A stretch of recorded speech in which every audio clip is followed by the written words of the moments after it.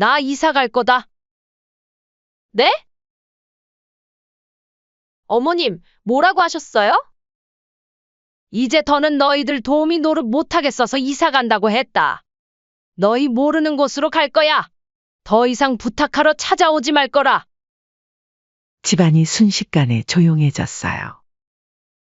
어머님, 갑자기 왜 그러세요? 말 그대로야, 내가 방금 한 말 들었어.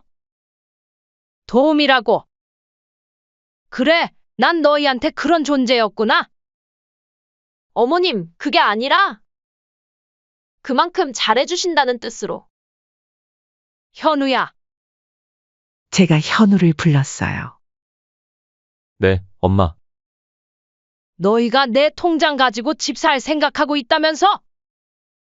현우의 얼굴이 하얗게 변했어요. 엄마, 그게 그런 게 아니고요. 잘못 알아들으신 것 같은데. 이제 됐다. 너희가 나를 어떻게 생각하는지 다 알았으니까? 저는 앞치마를 벗어 식탁 위에 내려놓았어요. 그리고 현관으로 향했죠. 어머님, 어디 가시려고요? 아직 케이크도 안 잘랐는데. 끝났어. 너희들의 식모 노릇은 여기까지야. 어머님, 제 말 좀 들어보세요. 아까 그건 그냥 농담처럼 한 말이에요.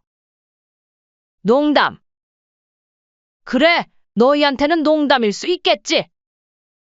하지만 나한테는 그렇게 안 받아들여지는구나. 엄마, 제발. 어디 가시려고요? 현우가 제 팔을 잡았어요. 놔라. 이제 난 집에 가야겠다. 엄마 집이요? 그럼 내일 다시 찾아뵐게요. 아니, 새로운 집으로. 너희가 찾아오지 못할 곳으로. 맞아요. 저는 자식들 발이 안 닿는 곳으로 이사를 갈 계획을 세워 은행에 들려서 적금 해지를 했습니다. 어머니, 정말 통장을 모두 해지하시겠다고요? 4억이 넘는 거액인데. 창구 직원이 놀란 눈으로 저를 바라보더군요. 네, 전부 해지할 겁니다. 혹시 보이스피싱이나 사기를 당하신 건? 저는 쓴웃음을 지었어요. 아니에요. 제가 사기당한 건 돈이 아니라 자식을 위한다고 생각했던 지난 40년간의 시간이었죠. 이런 결심을 하기까지 참 많은 일들이 있었답니다. 지금 생각해보면 모든 게 그날부터 시작된 것 같아요. 며느리 미경이가 처음으로 손주를 맡기던 날이었죠. 어머님, 갑자기 중요한 회의가 생겼어요. 지호 잠깐만 봐주실 수 있으세요? 출근하기 직전 미경이의 다급한 목소리가 전화기 너머로 들려왔어요. 저는 망설임 없이 대답했죠. 그래, 지호 데려와. 어차피 할 일도 없는데 뭐. 그렇게 시작된 일이 이제는 일상이 되어버렸어요. 처음엔 급할 때만 잠깐만이라던 게 어느새 당연한 의무가 되었죠. 손주를 봐주는 건 그래도 기쁜 일이었어요. 하지만 점점 더 많은 것들이 제게 떨어지기 시작했답니다. 어머님, 이번 주말에 손님들이 오시기로 했는데 집 청소 좀 도와주실 수 있으세요?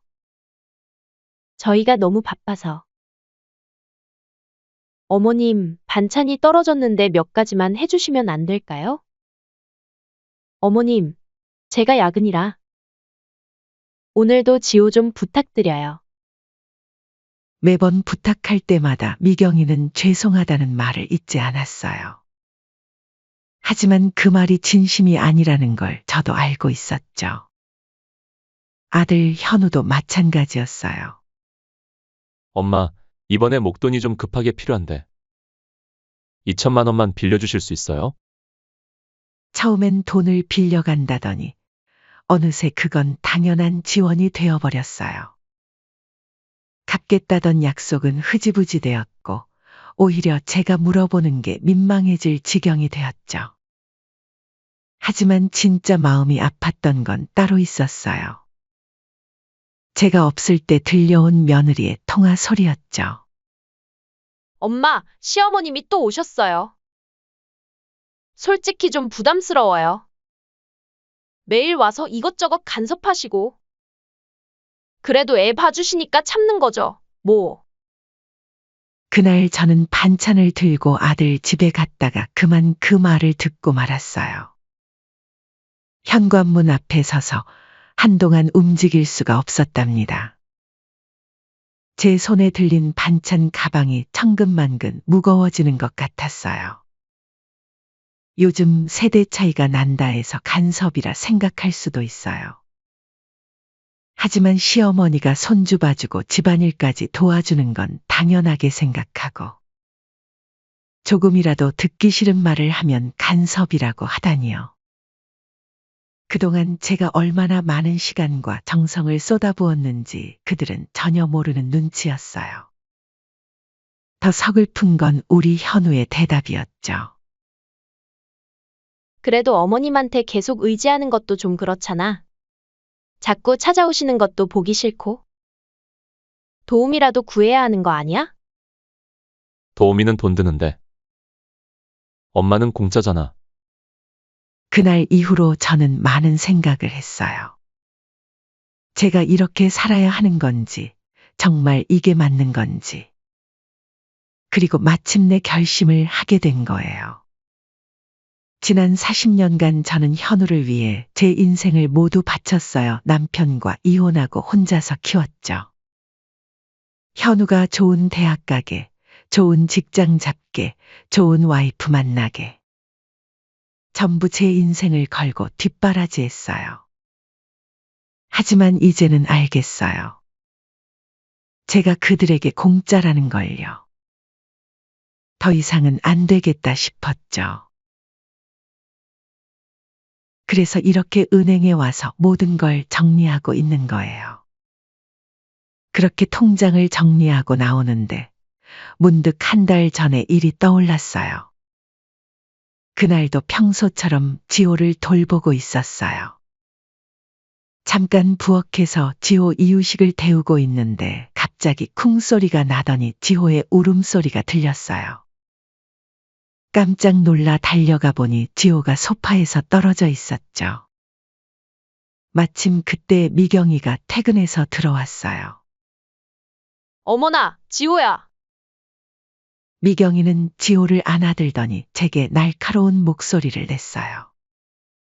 어머님, 지금 뭐 하시는 거예요? 애가 이렇게 떨어졌는데 어디 계신 거예요? 머리라도 다치면 어쩌려고 그래요? 아이고, 미안해. 잠깐 이유식 데우러. 그깟 이유식이 중요해요? 지호가 중요해요? 어머님은 애 하나 보는 것도 못 하시는 거예요? 순간 너무 서러워서 말문이 막혔어요. 하루 종일 지호를 돌보면서 한시도 눈을 떼지 않았는데. 잠깐 이유식 데우러 간 사이에 일어난 일인데. 그런데 다음 날 며느리는 마치 아무 일도 없었다는 듯이 또 전화를 해왔어요. 어머님, 이번 주말에 제가 친구들이랑 여행 가기로 했어요. 토요일부터 일요일까지 지호 좀 봐주실 수 있으세요? 어제 그렇게 화를 내더니 본인이 놀러 가려니까 지호를 맡기는 건 당연하다는 듯이 말하는 거예요. 주말에는 현우 씨도 골프 약속이 있어서. 어머님이 아니면 지호를 맡길 데가 없네요. 그 말을 들으니 더 서글퍼졌어요. 제가 필요할 때만 찾는구나. 그것도 마치 당연하다는 듯이. 다음 주 화요일에는 현우가 전화를 했어요. 엄마, 이번 주말에 장모님 생신이래요. 저희가 준비를 해야 하는데. 집 청소랑 음식 준비 좀 도와주실 수 있어요? 현우야. 엄마가 좀 피곤한데 에이, 엄마. 우리가 누구한테 부탁하겠어요? 엄마가 도와주셔야죠. 결국 그 주말에도 아침 일찍부터 청소하고 음식 준비하고 하루 종일 고생했는데 정작 미경이는 자기가 다 한 것처럼 자랑하더군요. 그러다 제가 설거지를 하고 있는데 거실에서 현우와 미경이가 나누는 대화가 들렸어요. 여보, 이번에 우리 새 집 알아보는 거. 어머님한테 말씀드려 볼까요? 무슨 말? 그동안 어머님이 모아두신 돈이 꽤 된다면서요? 우리가 관리해드린다고 하면서. 글쎄. 좀 그렇지 않나? 어차피 나중엔 우리 돈 될 텐데 뭐. 어머님도 이제 연세가 있으시잖아요. 그 순간 온몸에 힘이 빠지더군요. 정말 끝까지 늙은 부모를 이용하려 하는구나 싶었죠. 그 일 이후 며칠 뒤 며느리가 또 전화를 했어요. 어머님, 주말에 제가 친구들이랑 스파 가기로 했는데. 지호 좀 봐주실 수 있으세요? 그 순간 지난번 지호가 소파에서 떨어졌을 때 미경이가 했던 말이 떠올랐어요.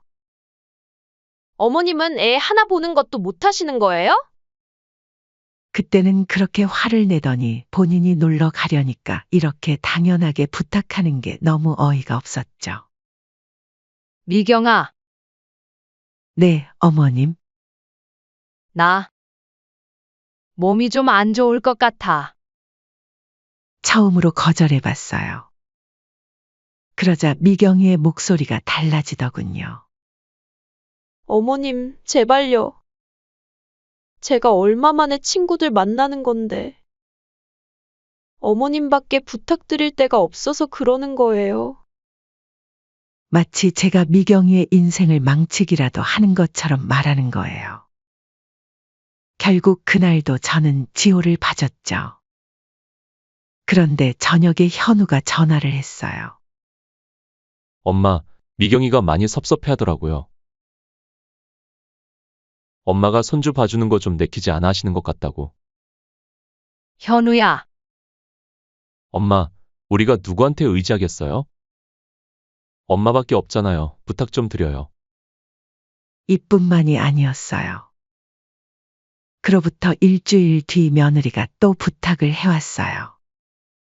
어머님, 이번 주말에 제 친정에서 가족 모임이 있어서요. 음식 좀 도와주실 수 있으세요? 미경아, 근데 나 이번에 약속 있어서 안 된단다. 어머님, 제발요. 어머님이 안 도와주시면 제가 어떻게 해요? 저 음식할 줄 모른단 말이에요. 며느리가 친정에서 구박받으면 마음이 편하시겠어요? 제 엄마보다 어머님이 더 편하고 좋단 말이에요. 한 번만요. 결국 그날도 아침부터 저녁까지 음식을 했죠.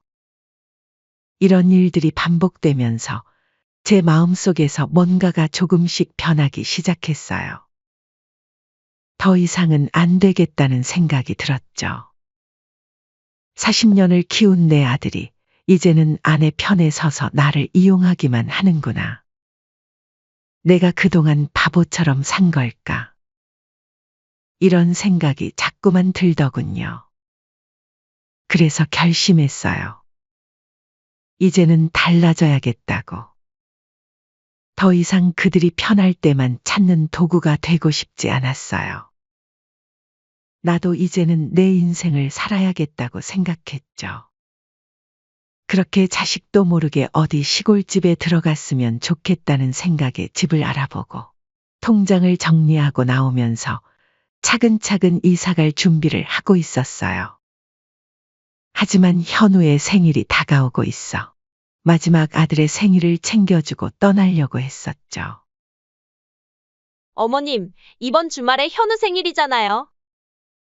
저희 집에서 하기로 했는데 음식 준비 좀 도와주세요. 그래, 알았어. 며느리는 웬일로 순순히 부탁을 들어주나 싶었을 거예요. 아, 그리고 어머님. 이번에는 제 친정 식구들이랑 현우 회사 사람들도 올 것 같아서 음식을 좀 많이 준비해야 할 것 같아요. 저희가 일하느라 바빠서 준비를 못하니 부탁 좀 드릴게요. 한숨이 나왔지만 이번이 마지막이라 생각했죠. 그런데 그게 끝이 아니었어요. 어머님, 오시는 김에 집 청소도 좀 해주세요. 손님들 오시는데 집이 너무 지저분해서. 어머님, 지호도 그날 좀 봐주실 수 있죠? 손님들 오시는데 지호가 울면 안 되니까. 매일매일 끊임없이 이어지는 부탁 전화에 제 마음은 이미 지쳐 있었어요. 생일 아침 일찍부터 현우네 집으로 갔어요. 지호는 아직 자고 있었고 미경이는 서둘러 미용실로 나가더군요. 저 혼자 남아서 음식 준비하고 청소하고 정신없이 일하고 있는데 손주가 울기 시작했어요. 엄마, 지호 좀 달래주세요. 현우가 방에서 게임하면서 저에게 말했죠. 저는 한 손으로는 아이를 달래고 다른 손으로는 음식을 하면서 그렇게 정신없이 시간이 흘렀죠. 오후가 되자 하나둘 처갓집 식구들과 회사 동료들이 모이기 시작했어요.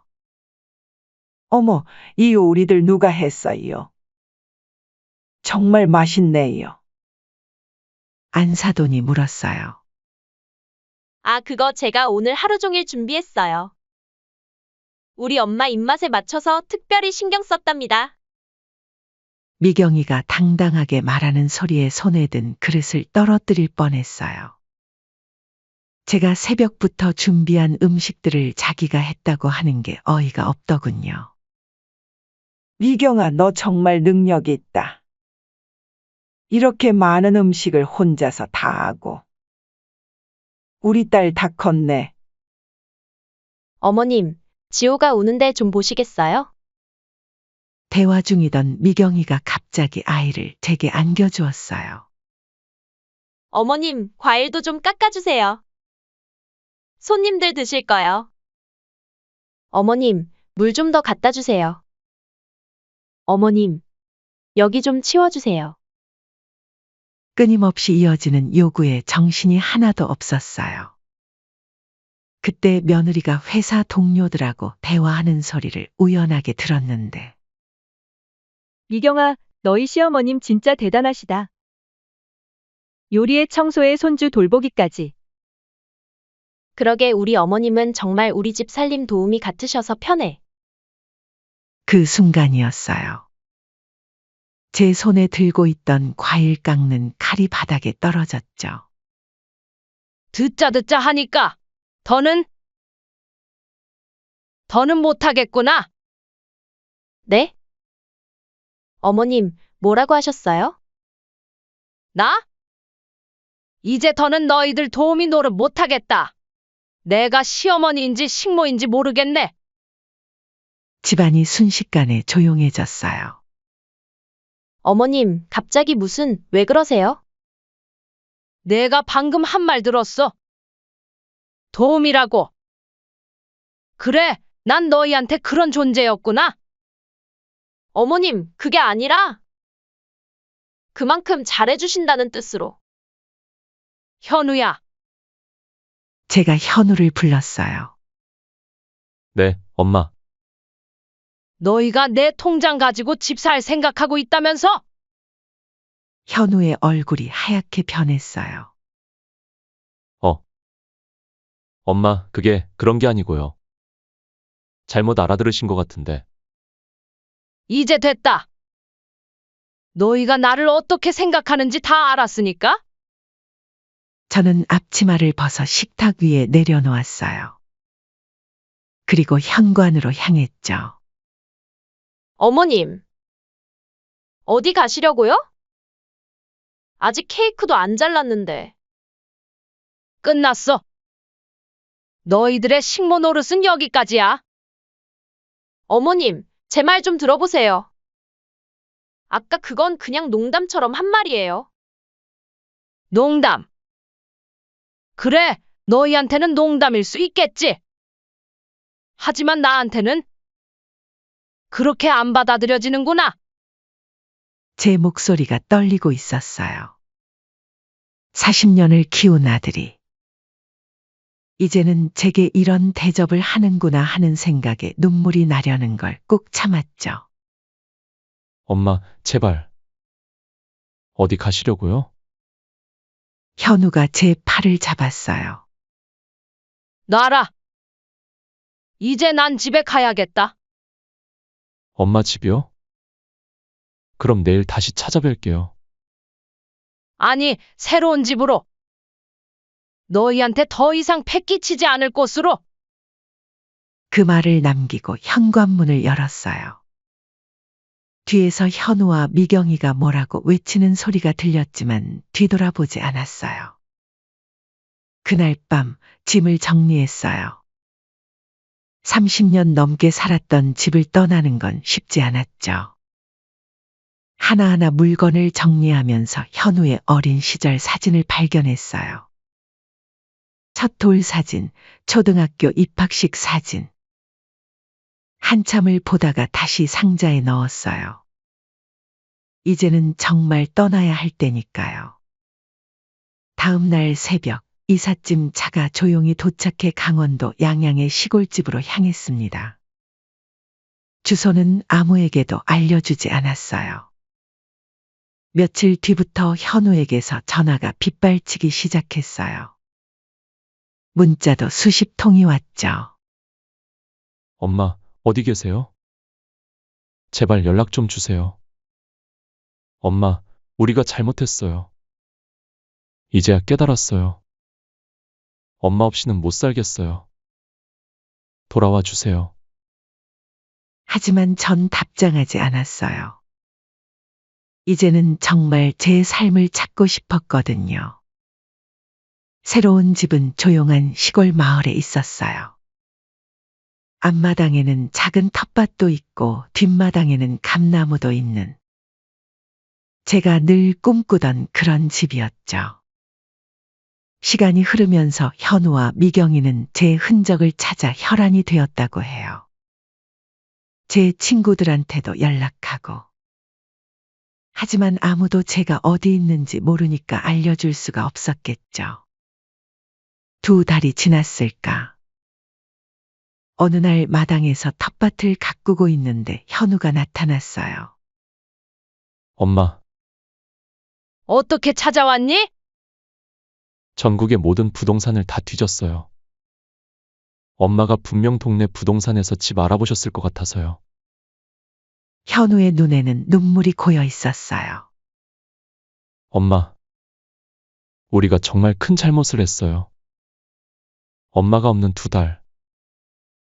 우리가 얼마나 큰 실수를 했는지 뼈저리게 깨달았어요.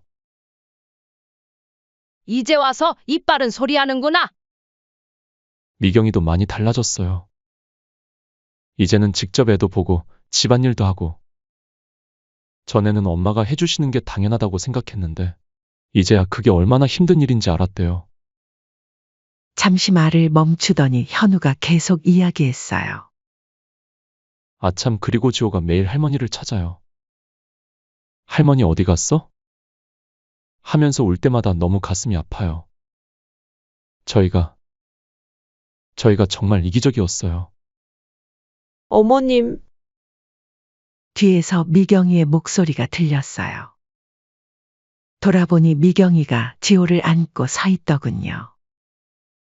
미경이의 얼굴은 화장기 하나 없이 초췌해 보였어요. 저 정말 죄송해요. 어머님이 안 계시니까 집도 더럽고, 손주를 안 봐주시니까 저희 시간도 없고, 이제야 깨달았어요.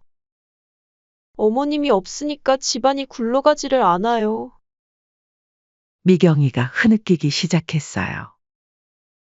지호는 저를 보자마자 팔을 벌리며 울기 시작했죠. 할머니, 지호를 받아 안으려는데 미경이가 말했어요. 어머님, 지호는 제가 볼게요. 더 이상 부탁은 안 할게요. 너무 노여워 마세요, 어머님. 처음으로 미경이가 진심 어린 배려를 하는 것 같았어요. 엄마, 우리 이제 일주일에 한 번만이라도 찾아뵐 수 있을까요? 절대 부탁 같은 건 하지 않을게요. 그냥 엄마 얼굴 보고 싶어서요. 현우의 목소리가 떨리고 있었어요. 일단 돌아가거라. 너네들이 시도 때도 없이 나에게 부탁하는 것이 질려서 내려왔는데. 일주일마다 오면 내가 뭐하러 내려왔겠니? 나도 혼자 있는 시간이 필요하구나. 그렇게 강원도에서의 생활이 어느덧 6개월이 지났어요. 아침마다 텃밭에 나가 상추도 따고 가끔은 이웃 할머니들과 산책도 하면서 평화로운 날들을 보내고 있었죠. 오늘도 텃밭 일하세요? 옆집 김 할머니가 말을 걸어오셨어요. 네, 오늘은 고추 모종을 심으려고요. 아이고, 서울에서 내려오셔서 이런 시골 생활하시니 힘들진 않으세요? 아니에요. 오히려 더 행복해요. 여기 오니까 제가 진짜 살아있다는 걸 느끼네요. 그때였어요. 현우에게서 전화가 왔어요. 엄마, 저예요. 응, 무슨 일이니? 이번 주말에 말씀드리고 싶은 게 있어서 미경이랑 지호랑 같이 찾아뵈려고 하는데 그래, 와라. 요즘 현우는 일주일에 한 번씩 찾아와요. 처음에는 어색했지만 이제는 은근히 그 시간이 기다려지더라고요. 아들도 며느리도 많이 달라졌거든요. 막상 자식과 멀어지니 오히려 자식이 먼저 찾아오기도 하더군요. 엄마, 사실은 드릴 말씀이 있어서요. 현우의 목소리가 조심스러웠어요. 주말이 되어 현우네 가족이 찾아왔어요. 지호는 제 무릎에 앉아 할머니가 직접 키운 방울토마토를 먹으며 좋아하더군요. 어머님, 정말 이곳에서의 생활이 행복하세요? 미경이가 조심스럽게 물었어요. 그래, 여기 오니까 비로소 내 삶을 찾은 것 같아. 그런데 어머님, 저희가 부탁드릴 게 있어요. 미경이와 현우가 서로 눈빛을 주고받더니 현우가 입을 열었어요. 엄마, 서울로 돌아오시면 안 될까요? 순간 가슴이 덜컥했어요. 저희가 이제는 정말 달라졌어요. 예전처럼 엄마를 힘들게 하지 않을게요. 그냥 가까이에서 자주 뵙고 싶어서요. 엄마, 제가 이사도 알아봤어요. 엄마 예전 살던 곳 근처에 좋은 아파트가 있더라고요. 저희가 이사 갈게요. 그러면 지호도 자주 보실 수 있고. 아니, 지호는 정말 보고 싶을 때만 보러 오세요. 봐달라고 하는 거 아니에요. 현우의 말에 미경이가 고개를 끄덕이며 말을 이었어요. 어머님, 예전에는 제가 너무 이기적이었어요. 시어머님을 모시고 산다는 게 부담스럽기만 했는데, 이제는 달라요. 어머님이 계셨기에 우리 가정이 행복했다는 걸 이제야 깨달았어요. 순간 마음이 흔들렸어요. 그동안 혼자만의 시간을 보내면서 평화를 찾았지만 한편으로는 가족들이 그리웠던 것도 사실이에요. 어머님, 지호가 얼마나 할머니를 보고 싶어 하는데요. 어제도 할머니 언제 와? 하면서 울었어요. 무릎에 앉아있던 지호가 마치 알았다는 듯이 제 목을 끌어안았어요. 할머니, 우리 집에 가자. 가슴이 찡해졌어요. 하지만 쉽게 답을 할 수가 없었죠. 이곳에서의 생활이 저에겐 너무나 소중했거든요. 엄마, 예전처럼 살자는 게 아니에요. 엄마의 생활을 존중할게요. 그냥 가까이에 있고 싶어서요. 현우의 눈에 눈물이 고였어요. 저는 잠시 생각에 잠겼어요. 이곳에서의 일상이 스쳐 지나갔죠. 아침마다 텃밭에 나가 채소를 가꾸고 이웃들과 차 한잔 나누며 수다 떨던 시간들. 그리고 처음으로 느낀 진정한 자유. 나에게 시간을 좀 주겠니? 네, 엄마. 천천히 생각해 보세요. 그날 이후로 며칠 동안 잠을 이루지 못했어요. 서울로 돌아간다면 다시 예전으로 돌아가지는 않을까 하는 두려움도 있었죠. 여러분, 제가 서울로 다시 돌아가는 것이 맞을까요? 이곳 생활이 마음에 들지만 자식들은 충분히 반성을 하고 있는 것 같긴 하지만 다른 속셈은 없을까 하는 생각도 계속 듭니다. 여러분이라면 어떻게 하시겠습니까? 현명한 견해 댓글로 남겨주세요. 지금까지 제 사연 들어주셔서 정말 감사드립니다.